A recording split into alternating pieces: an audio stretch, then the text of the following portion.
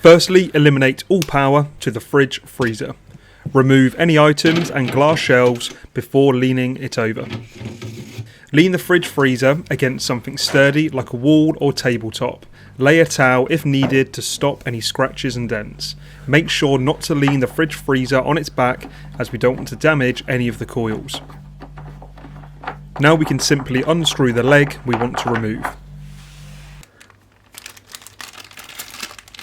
With your new leg or legs, simply screw it in any of the accessible holes, making sure they're at the height required for your fridge freezer to be level.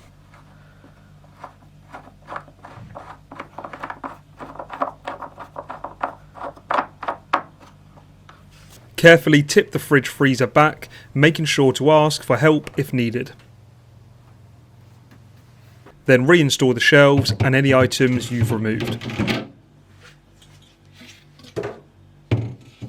And that's it, your new adjustable foot is all set to go.